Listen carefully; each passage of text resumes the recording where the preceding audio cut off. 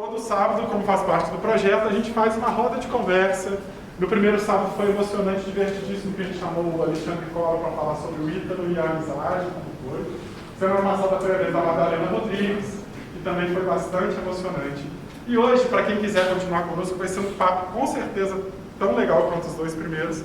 A gente convidou um cara que também conheceu bastante o Ítalo, muito nesse foco do professor, que inclusive foi um cara que hoje tem uma escola e onde o Ítalo deu aula lá durante muitos anos. Que é o Luiz Paixão. Obrigado, Luiz. Você pode vir aqui. Que a gente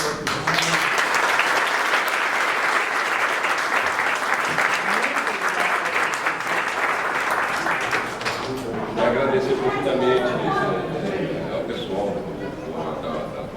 da organização desse projeto maravilhoso, resgate da memória do Ítalo, de ter me permitido participar tanto do depoimento em vídeo, quanto estar aqui agora para conversar um pouco sobre o Ítalo, né?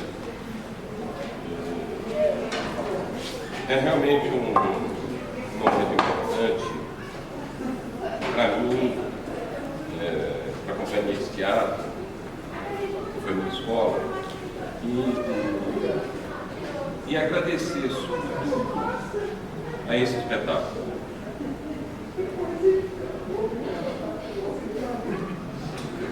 Porra!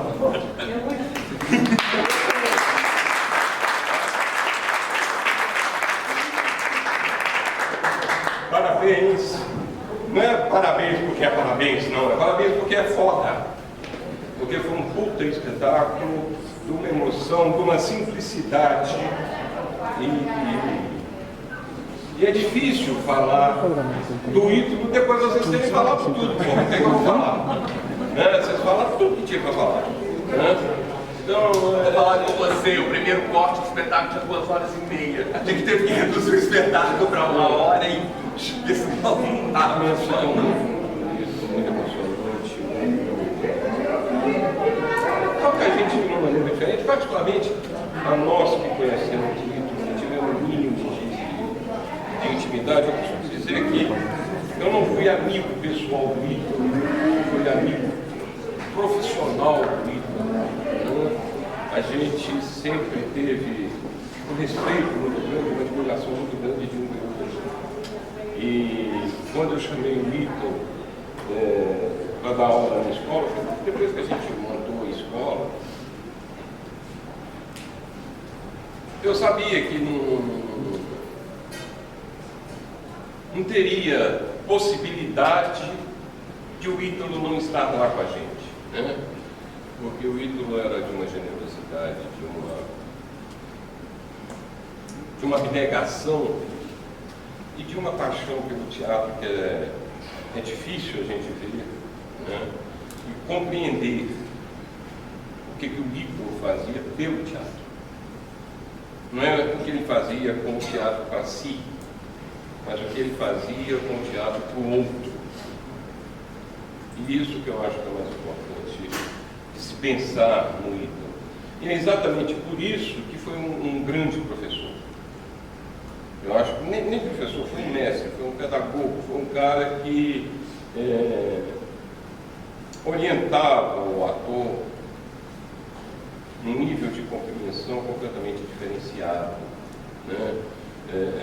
No espetáculo tem um trecho que fala da palavra, como que o Ítalo trabalhava a palavra, que era, né, eu acho que era a base de toda a estética do teatro dele, né?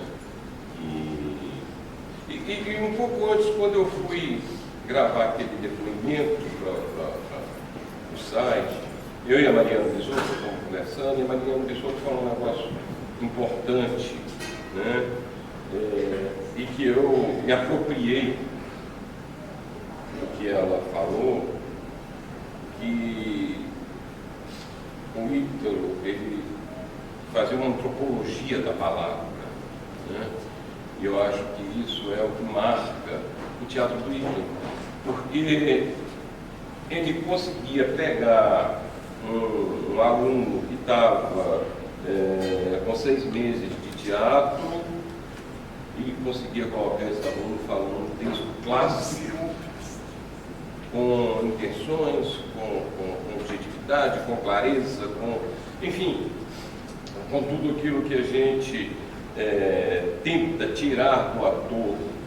O Ítalo fazia isso com uma técnica, com uma proposta estético-filosófica de buscar na palavra a base do seu teatro. Eu acho que essa antropologia da palavra, como disse a Mariana Bisotto é atriz, é diretora, é da companhia de teatro, está na companhia de teatro desde que se conhece por gente, ela entrou lá, ela tinha 15, 16 anos de idade, está lá até hoje com a gente. É a companhia de teatro, né? E a Mariana trabalhou muito com o Ítalo lá na companhia, né? Ela assessorava, fazia assistência do Ítalo nos trabalhos com as turmas que o Ítalo montava, e eu acho que ela percebeu essa coisa do Ítalo teatro. Ele sempre está muito voltado para o público, né? Eu mesmo, eu trabalho no meu teatro, ele é muito corporal, eu estudo um pouco a partir do corpo, a partir da expressividade do ator, conseguir chegar a alguma coisa, né? Conseguir chegar a uma emoção, conseguir chegar a um efeito X e tal. O Ítalo ele fazia exatamente o contrário, porque era a compreensão do texto, a compreensão da palavra, não só a palavra enquanto objeto linguístico, né? Mas como pegar esse objeto linguístico, que não é nada para a literatura, para o teatro, ela é apenas a matéria, e transformar essa palavra linguística numa palavra dramática, numa palavra artística, num objeto artístico. Eu acho que isso que era a grande magia que o Ítalo conseguia com o seu trabalho. Ou seja,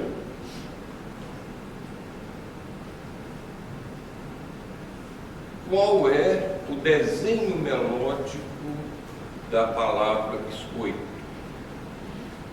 Porque não é só o significado significante do biscoito.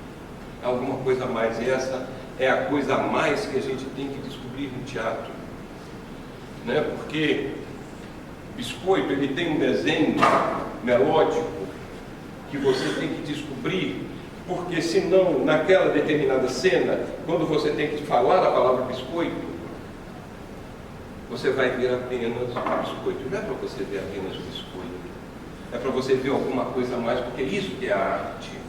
A arte, o referente para a arte é apenas o ponto de partida. A arte não é o referente. A arte é a transformação do referente em alguma outra coisa. E seja... Por que ele está falando biscoito naquela hora? Por que ele está falando biscoito naquela hora? Exatamente. Né? E não é entrar na disputa com os paulistas se é biscoito ou bolacha.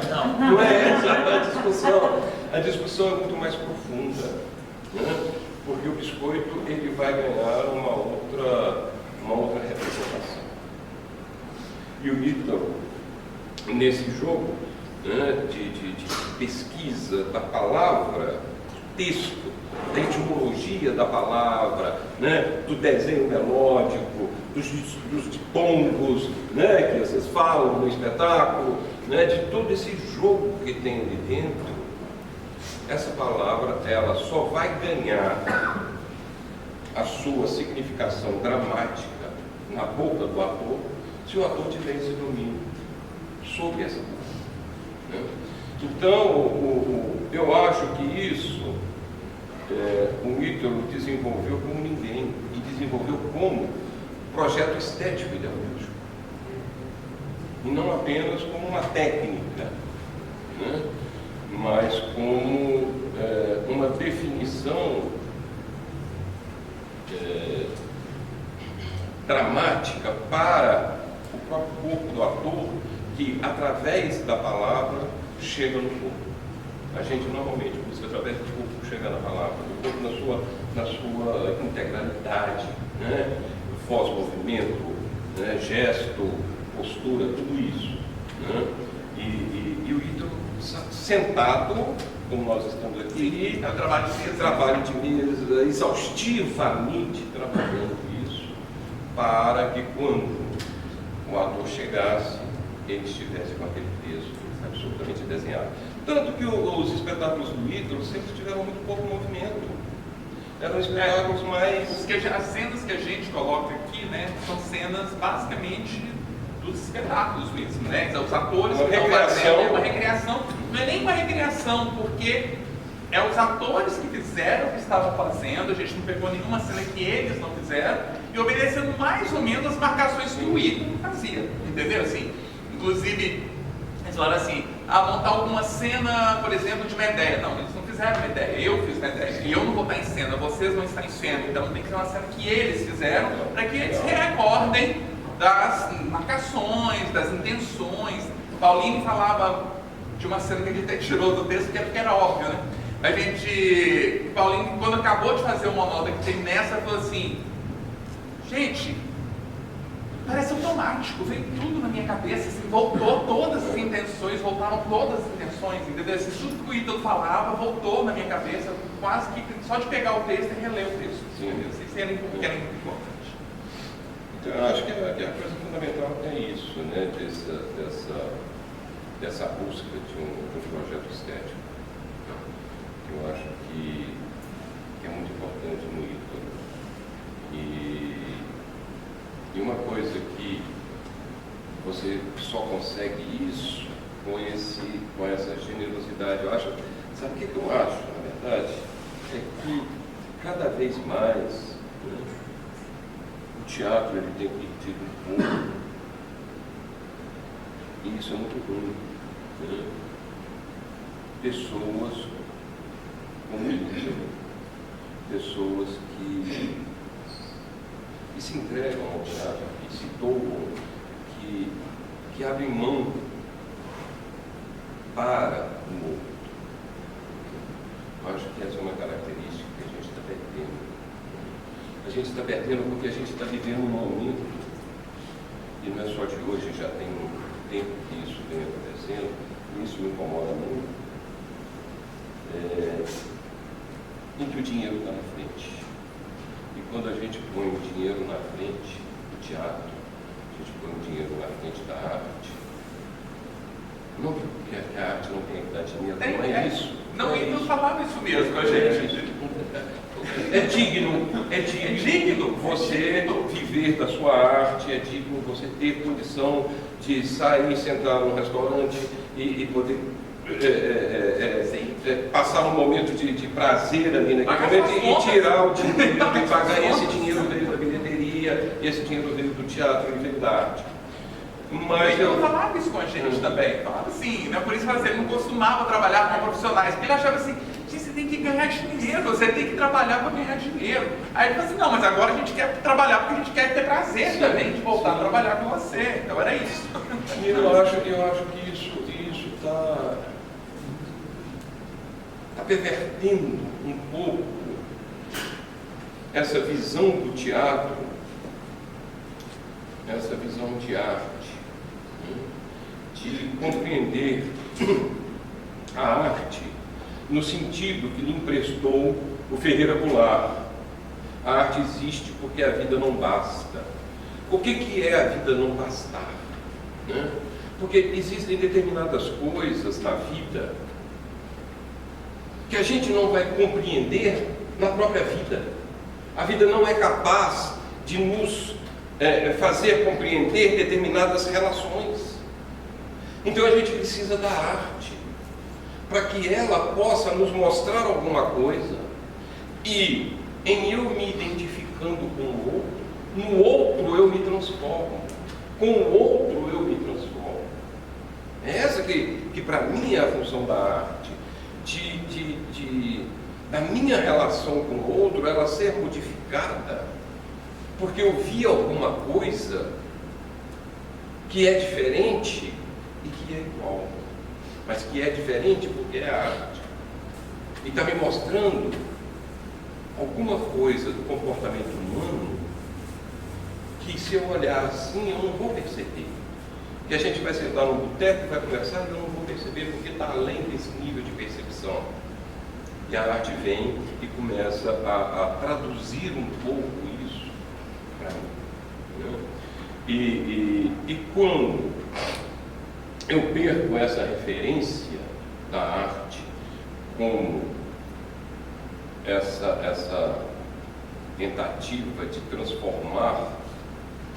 me transformar pela transformação do outro que eu vejo em cena, e que eu passo a acreditar que eu tenho que fazer um teatro que seja apenas para dar dinheiro, eu estou me prostituindo, eu estou abrindo mão do fundamento, né, da essência que eu acho que deve manter a arte. Né? Eu ainda acreditava, né, que não pelo teatro, né, mas pela convivência, pela experiência do fazer compartilhado, de estar lá junto, né, de estar junto das pessoas, muitas pessoas tinham uma possibilidade de melhora, né, assim, então não é o teatro pedagógico, né, mas era a pedagogia dentro do teatro, né, não era o teatro pedagógico. Porque o teatro ele tem essa característica que é única. Né? As artes cênicas, né? De ser ao vivo e a cores. Né? Quer dizer, eu estou vendo o que eu estou vendo de fato. Eu não estou vendo uma coisa que foi feita antes e que está sendo me mostrado um resultado X. Não. O ator, o processo de criação do ator é naquele instante que ele se prepara nos ensaios, na repetição, na discussão em grupo, no estudo profundo do espetáculo, do texto, para poder compreender as relações ali, mas o processo de criação do ator é naquele instante. E é aquele instante que é mágico. É aquele instante que me toca e que me faz transformar e que faz transformar alguma coisa dentro de mim. Porque quando eu vejo um quadro, aquele quadro foi pintado num determinado momento histórico, eu me emociono com ele, mas ele está, entre aspas, morto. Né? Ele não está vivo, está congelado. A Mona Lisa vai ser a Mona Lisa sempre, mesmo que hoje eu veja a Mona Lisa de maneira diferente do que se via a Mona Lisa 50 anos atrás, há 200 anos atrás, há 500 anos atrás. Eu vejo a Mona Lisa diferente, por quê? Porque eu vejo a Mona Lisa com os olhos de hoje. Mas a Mona Lisa, ela é a mesma obra. Agora, amanhã, nós vamos voltar aqui para assistir esse espetáculo é outro. Ele não é o mesmo. E vai estar dizendo as mesmas palavras, fazendo os mesmos movimentos, com as mesmas intenções, mas existe alguma coisa entre os três atores que é único e irrepetível.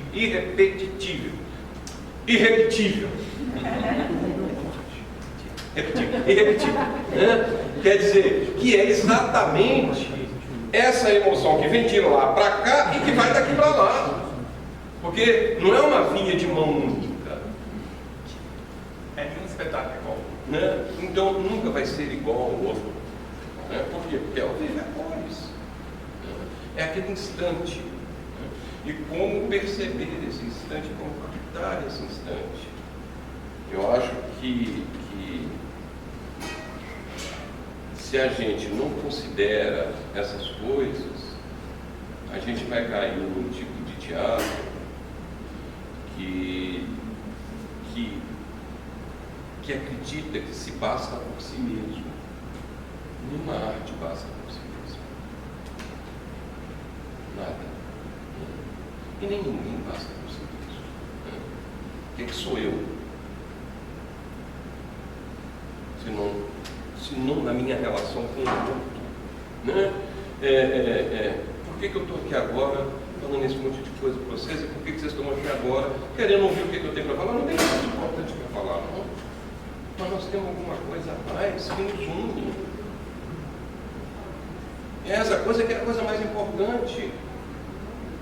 Se vocês estão aqui agora, já depois que acabou o espetáculo, e vocês vieram aqui para assistir o espetáculo, vocês não vieram aqui para me ouvir. Eu vim aqui para assistir o espetáculo. Aí eles falaram, ó, depois do espetáculo você vai falar. Mas o que eu vou falar? Se as pessoas que estiverem lá não estiverem no fim de ouvir o que eu tenho para dizer. Então o que eu tenho para dizer não é para mim. É isso que eu estou querendo dizer dessa relação que existe, de troca. E quando essa relação não se estabelece e que a arte começa a se esgotar em si mesma, a valer por si mesma, ela acabou. Ela não existe. É igual conhecimento. O que é o conhecimento? Ele não é compartilhado. Se não é compartilhado, para que ele existe? Se o Ítalo não tivesse compartilhado o conhecimento dele com vocês, do grupo, no intervalo, vocês não estariam hoje fazendo um espetáculo sobre o Ítalo, porra. Por isso que o Ítalo é importante na vida de vocês. Por isso que vocês se dedicam a homenageá-lo. Ele deixa um legado. Porque ele transformou cada coisinha dentro de vocês, porque ele achava que ele não se bastava. E ele acreditava, né, gente? Ele não se bastava. Ele acreditava. E tem que acreditar, Yuri, porque assim, mesmo de ter medo sem fazer teatro com ele, mas voltando na casa dele, conversando com ele, assim, apresentando minha primeira dissertação de mestrado, que eu não concluí, ele lendo, e ele empolgado com aquilo, entendeu? Vendo os figurinos que o Alexandre Collor levava para ele ver que agora nem espetáculo dele, não, você traz para mim para eu ver. Ele ia lá, sabe? Ele acreditava na gente, né? Mas por quê? Porque era um cara generoso pra caralho. Porque se ele não fosse generoso, se ele não tivesse essa generosidade, e que é que eu acho que está acontecendo hoje no teatro, não existe mais generosidade. Ah, quanto você me paga? Hoje não tem caixa não. Você queria tomar uma cerveja, porra, hoje com o cachezão, queria sair. Suco de caju. Cerveja quente. Cerveja quente. Cerveja quente. Eu tinha que falar. Ei, Luiz, beleza?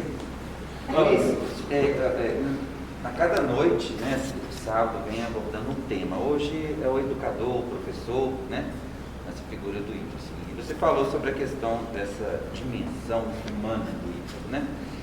Essa questão de transformar, é pedagógico também, né? A semana passada a Madalena Rodrigues falou sobre uma pedagogia da presença, que é isso que o Yuri está falando, né? De se dedicar ao outro, de dar importância ao outro, seja mesmo trabalho que não está ligado aí diretamente, mas você está ali, mostrando que o outro tem importância dentro dessa ideia. Na sua opinião, qual seria o papel das escolas de teatro na formação desses novos atores que estão chegando, dentro desse princípio que você está falando, né? Por exemplo, é uma coisa que o Antônio Filho também fala sobre que antes do ator vem o ser humano, né? Na sua opinião, do ponto de vista pedagógico, já que a gente está falando do professor, do educador, qual que é o papel das escolas de teatro nesse sentido, de uma maneira pensada, não de uma maneira aleatória? Eu acho que eu sou professor de teatro, eu estou completando 45 anos de teatro e 40 anos de professor de teatro. Eu acho que a questão mais importante que uma escola pode, não é ensinar, porque não se ensina, né? A escola não ensina, ela mostra caminhos e o aluno ele vai confrontar todas as ideias do professor ou dos professores e começar a organizar o seu próprio caminho. Né? Não adianta eu querer falar é assim ou assado, e você vai para o lado, se você quiser. Né? Mas uma coisa. Tem esse jeito. Tem esse jeito. Tem todos os jeitos. Tem outro jeito. Tem esse jeito. E é um negócio interessante. Eu já vou chegar aí. Esse jeito, né? O Ítalo faz teatro de um jeito, eu faço teatro do outro. Qual que é melhor? Não tem melhor. Não tem como você mensurar determinadas coisas. A arte não é mensurável. Porque ela é o quê? Ela é produto do seu tempo. Então não dá para falar que o teatro de Shakespeare é melhor do que o teatro grego, ou o teatro moderno é melhor do que o teatro clássico, ou que o teatro romântico é melhor do que não existe isso. Cada um tem a sua importância no seu momento histórico. E se fosse assim, ninguém mais montaria tragédia grega. E é tão atual. E aí, vai mais ainda, o que o Marx fala da tragédia grega? Como que uma sociedade que não tem toda essa complexidade que a gente vive, né, no capitalismo, como que uma sociedade produz um tipo de teatro que até hoje contamina a gente? Então nem o Marx tinha resposta para essas coisas. Cada momento histórico produz a sua obra de arte. Leonardo da Vinci, quando pintou a Mona Lisa, ele só conseguiu pintar a Mona Lisa naquele momento porque as condições históricas permitiam que ele produzisse a Mona Lisa naquele momento. Daquele jeito, daquela estética, naquela escola, né? Naquela escola. Porque eu particularmente, uma coisa que eu realmente acho uma coisa mais babaca que tem, porque fulano está à frente do seu tempo. Então ele é um ET, porra.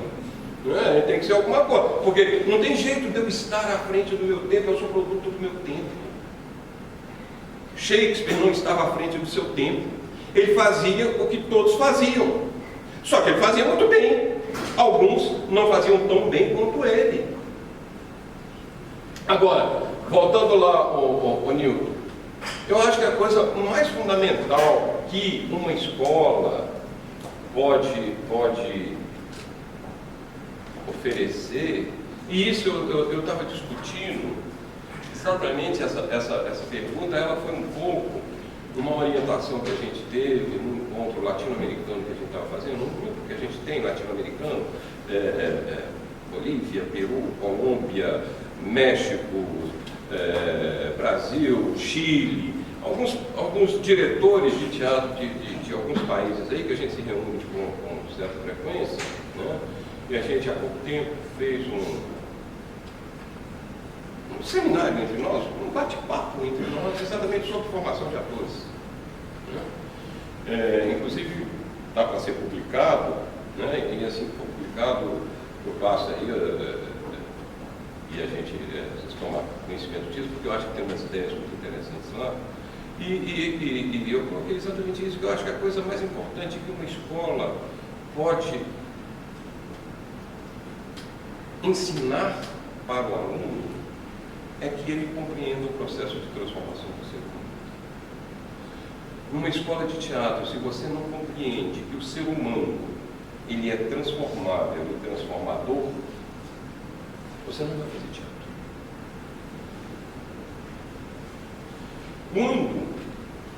Quando eu gravei o depoimento do site, teve uma pergunta sobre o Nelson Rodrigues, que o Ítalo não gostava muito do Nelson Rodrigues, e por que eu achava que ele não gostava muito do Nelson Rodrigues? Eu disse exatamente isso, que eu acho que o Ítalo não gostava do Nelson Rodrigues pela mesma maneira que eu não gosto, porque os homens rodriguianos, os personagens rodriguianos, são o que a gente chama de eterno humano. É aquele cara que entra, quando abre a cortina está de um jeito e quando fecha a cortina está do mesmo jeito. Eles não passam por transformação, eles não têm contradição, eles não mudam, eles são o que são sempre. A realidade está dada. ela é assim e pronto, acabou. E o ator que não tem a capacidade de compreender a sociedade como um processo, como uma constante transformação, ele jamais, na minha opinião, jamais será um grande ator. Então eu acho que essa é a função principal de uma escola, de um professor, contribuir para que o aluno compreenda que o homem é um ser em transformação, que é capaz de transformar e de ser transformado, e que a sociedade é transformável. Porque se a sociedade não fosse transformada, a gente estaria na Idade da Pedra até hoje. E ali foram coisinhas que a gente hoje nem pensa nisso, mas que foram fundamentais no processo de transformação da humanidade. O cara fazer uma ferramenta com pedra para quebrar alguma coisa, bater ali e saber que disso aqui e ali vai produzir alguma coisa, vai provocar alguma coisa. Que ele vai conseguir quebrar uma castanha batendo uma pedra na outra com a castanha no meio. E isso é tão louco que até macaco aprende isso. Os macacos aprendem isso. Tem espécies de macaco que cada um tem sua pedra e cada um tem a sua, entre aspas, bigorna. Que ele põe a castanha lá e bate em cima. Ele aprendeu isso. Ele aprendeu com seus ancestrais. A partir do momento que isso vira uma metodologia, Virou uma metodologia. já passa a ser uma parte. E não é só uma questão de instinto, é uma questão de observação. É como que junta 3, 4, 5 leoas para cercar uma gazela, por exemplo, e cada uma fica num ponto estratégico. Tudo isso, gente, é um processo de aprendizagem, é um processo de transformação. Há uns anos atrás, pouco tempo atrás, uns 5 ou 6 anos atrás, não sei, eu tinha que levar meu pai no médico, consulta normal, né?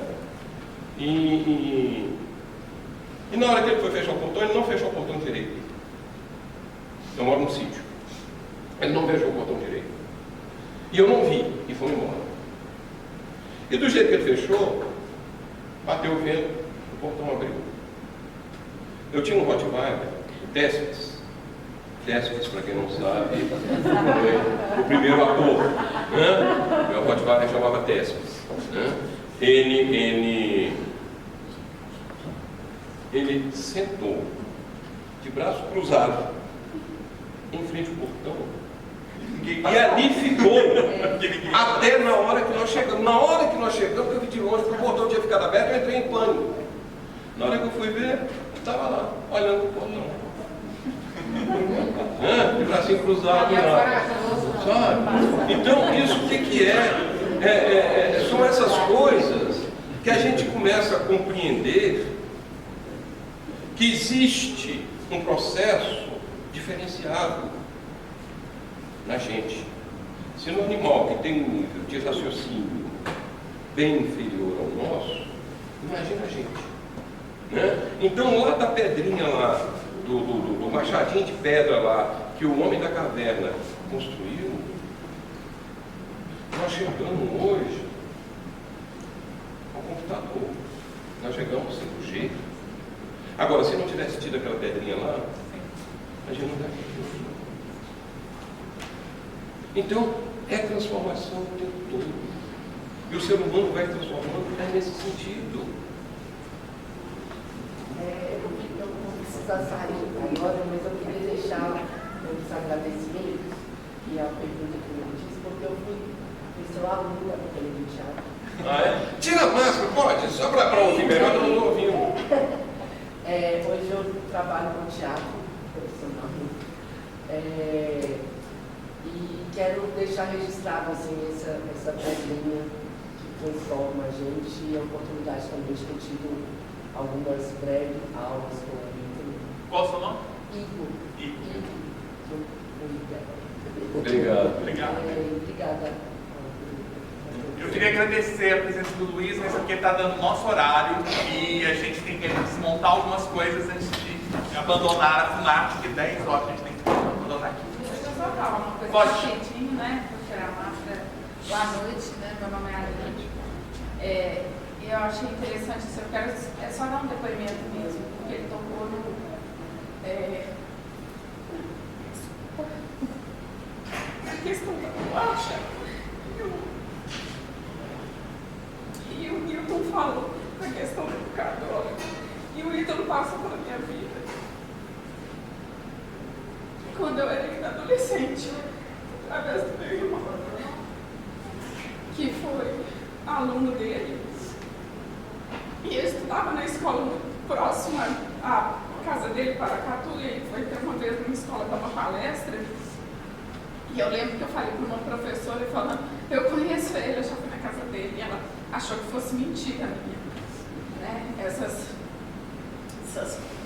professoras que fizeram didática e generosidade, né?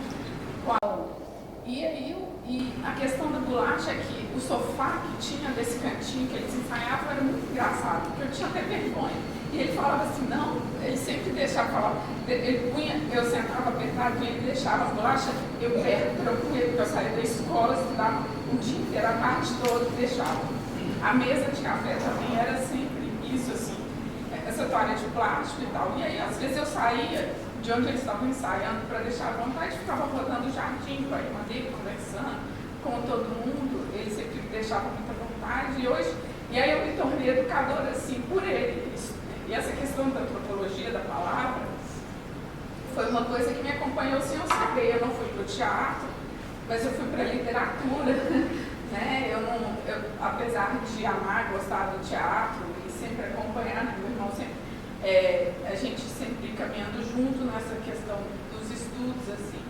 E aí eu estudava, às vezes, enquanto os meus estudavam na garagem ou lá dentro da casa e ficava.